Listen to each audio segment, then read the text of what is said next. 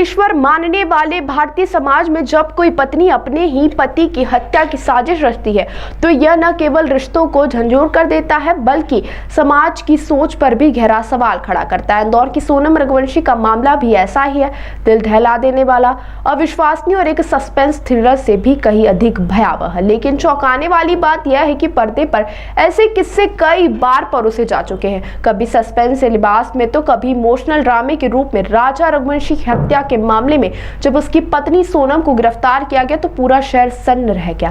Police का दावा है कि सोनम ने पहले प्रेम जाल बुना, फिर अपने पति को न केवल धोखा दिया बल्कि उसकी हत्या की सुनियोजित साजिश में अहम भूमिका निभाई। शिलांग की पहाड़ी से धक्का देना हो या पैसों से भरे बैग की तलाश, हर मोड़ पर यह केस बॉलीवुड की किसी डार्क थ्रिलर जैसा नजर आता है।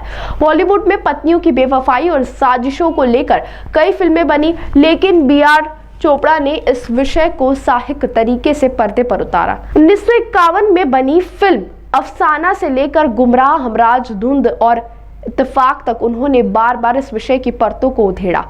इत्तेफाक में राजेश खन्ना की हत्या की योजना एक घरेलू महिला द्वारा बनाई जाती है और जो बाद में रोमांचक मोड़ लेती है। यह कहानी कहीं न कहीं इंदौर की सोनम जैसी घटनाओं की सिनेमाई झलक देती है। वहीं यश चोपड़ा और सुभाष घई की फिल्मों में भी दिखाई बेवफाई की काली परछाई। यश चोपड़ा ने दाग और जोशीला जैसी फिल्मों में पत्नियों की बेवफाई को समाज की मजबूरी और भावनात्मक असंतुलन जैसे जोड़ा। वहीं सुभाष घई की कर्ज में सिमी घेरवाल द्वारा पति को गाड़ी से कुचलने का दृश्य आज भी रोमांचक यादों में दर्ज है।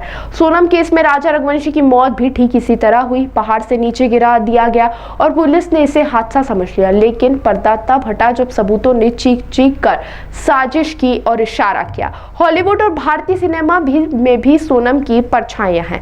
करीना कपूर की जाने जान, तापसी पन्नू की हसीन दिलरुबा और आलिया भट्ट की डार्लिंग जैसी फिल्में घरेलू हिंसा, बेवफाई और साजिश के जटिल जाल के पर्दे पर उभारती है। वहीं इन फिल्मों में भी न्यायिका पति की हत्या की दोषी बनती है, कहीं गला घोटकर तो कहीं आग लगाकर। सोनम जैसा मामला कानून के लिए एक चुनौती है लेकिन समाज के लिए एक चेतावनी भी।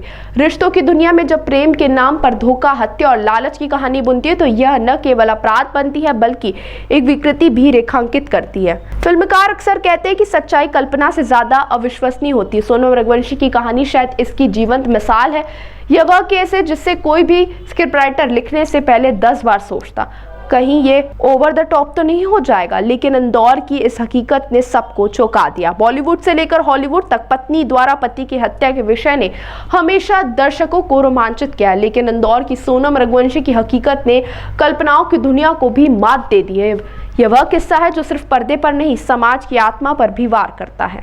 ये इसमें आज 5वां दिन है और शिलांग पुलिस लगातार इन्वेस्टिगेशन के पॉइंट ऑफ व्यू से यहाँ पर इंदौर में आई हुई है। इसमें क्राइम ब्रांच लगातार उनकी मदद कर रही है। इन्वेस्टिगेशन में वो लोग जहाँ जा रहे हैं क्राइम ब्रांच टीम उनके साथ है, उनकी पूरी मदद की जा रही है। अभी वो लोग यहाँ पर इंदौर में रखे हुए हैं और जहाँ भी अगर इन्वेस्टिगेशन के दौरान कहीं भी अगर जाएंगे और किस तरह की मदद मांगी जा रही है तो क्राइम ब्रांच उनकी मदद कर रही है।